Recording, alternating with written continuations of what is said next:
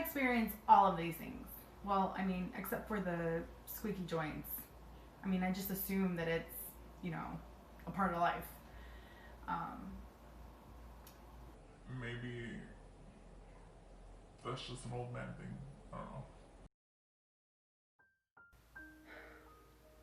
It's a little soon in my vlogging career to make an apology video, but here it goes.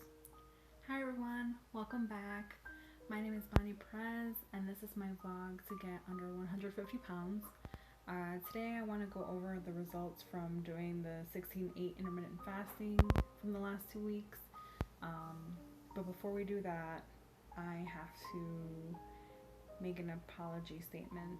Now, I never set out to be a controversial vlogger. I'm a pretty easygoing person who cares about others. That's why I'd like to apologize to my cousin Linda. Linda, I never meant to inadvertently say that your squeaky joints are that of an old man's, which is why today I am retracting my previous statement.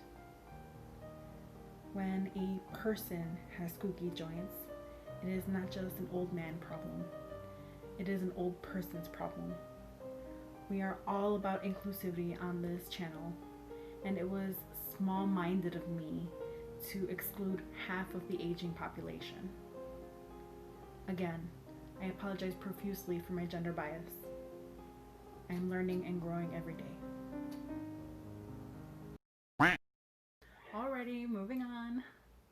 On a slightly more serious note, I wanted to let you know the weigh-in you're going to see this week will be the most recent weigh-in, which I recorded this past Wednesday. On previous videos, I had been holding the vlogs back a week with the idea that it would give me enough time to record and edit them in a timely fashion. Unfortunately, due to life, this hasn't always been the case, and now I'm behind 2 weeks. This just makes it confusing with posting my weights on my social media accounts. You can follow me on Facebook, Instagram, and MyFitnessPal. And it just keeps it more honest as far as the vlogs at the end of the week. Not that they weren't honest before, they were just on a delay. Since I already started doing my weigh-ins on Wednesdays, I'm going to keep that part consistent, and then I'll be posting my videos normally on Sundays. Thank you so much in advance for your patience and understanding. That being said, let me catch you up on my weigh-ins to date.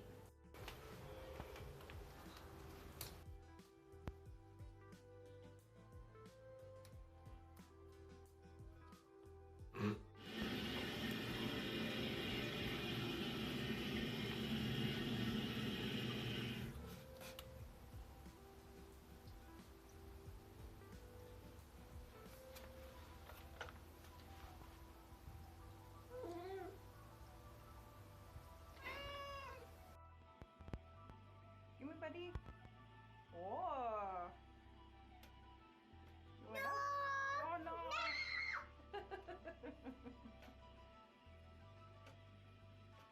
Hold on.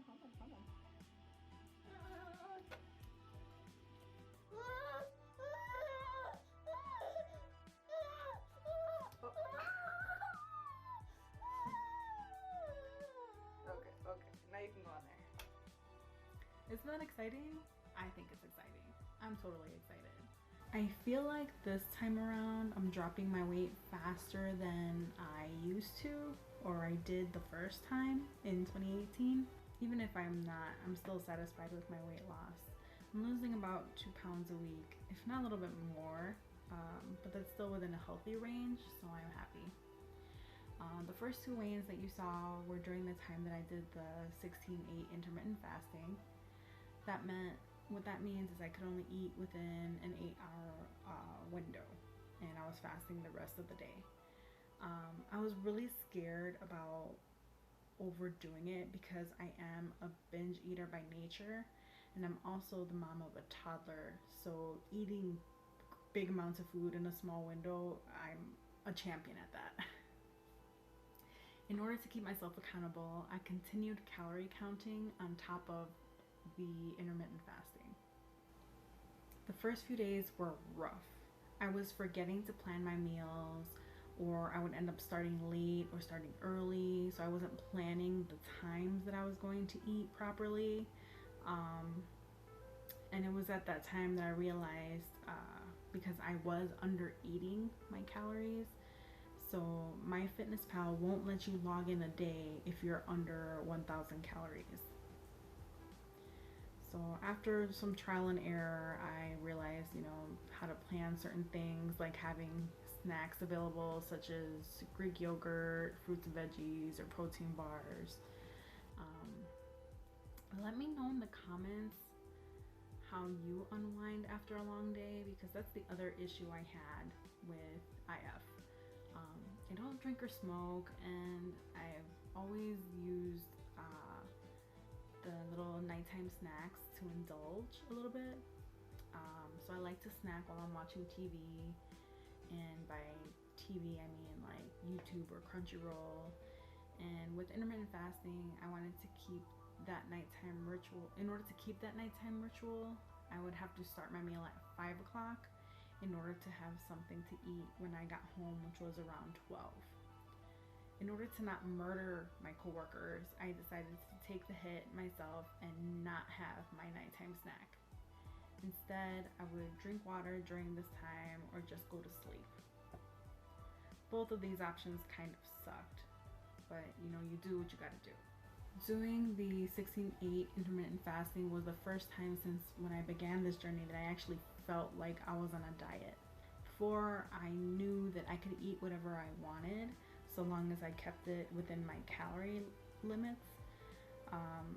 For me, calorie counting is more doable because if I really want something, all I had to do was make sure I budget it within my calories. Being that I wear so many hats, I'm a mom, I work, and I'm a wife, my hours are unrealistic as far as being consistent. Sometimes I wake up early with my son, sometimes I work late, so everything just fluctuates.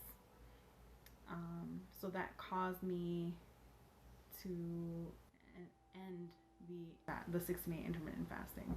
I wanted to do it for a month, but I only did it for 2 weeks because it just wasn't sustainable for me. My thoughts on the 16-8 intermittent fasting: I definitely think it would work if you don't feel like counting your calories and you want to do something that is easier to keep track of. And especially if you're like single and don't really have other things occupying you, I think that it would definitely help you because you would end up eating less, not doing so much binging. But this missing meals part is also the reason why I think this is the downfall of this diet. You might not plan your meals well enough, and you might end up hungry, which is causing you to break your fasts. Or like me, my times just fluctuated too much, so I was always hungry. The recommendation that I've researched after the fact, because why research how to do something before you do it, that it is best to start out with a larger window and work your way down to 16-8. So for example, you would start out fasting for 12 hours, and then you would fast for 13 hours, so on and so forth, until you built up your stamina to get to the 16-8. Then it would be much more manageable because you wouldn't be as hungry all the time. Another tip that I found was that as long as your time frames are consistent, for the most part, you would feel hungry less often. In either case, whenever starting a diet, make sure to give yourself plenty of grace and realize you are trying to change a lifelong habit in a matter of days. Is 16-8 intermittent fasting for me? Not at this point in my life. Too many different aspects in my life require my time and focus to be flexible and to give up my time for those other hats, and I don't want to put what I'm doing in the back burner just to satisfy that. So 16-8 doesn't work for me because that would cause me to put my dieting on the back burner. Do I think that I would ever do 16-8? Absolutely. I do think that once I reach my goal weight and I'm no longer calorie counting, that 16:8 is a good way to just live your life, as far as to keep you, again, from, if you're a binge eater, to keep you from binge eating, because then eventually you'll have to stop. Whereas it's not a constant thing.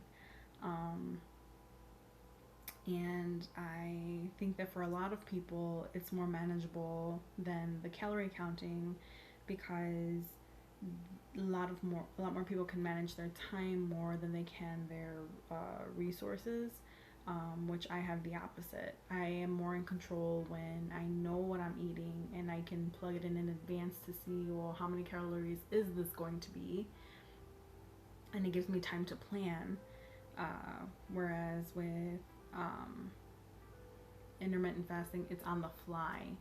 I don't know what's gonna happen the next day. I don't know, for example, what mood my son's gonna be in when he wakes up the next day. So am I gonna have to be more hands-on and not step away from him as much? Will I have time to go and make myself something to eat? Those, I can't account for a lot of variables. Also the job that I have, and sometimes I might have to go in earlier, sometimes I might have to stay later.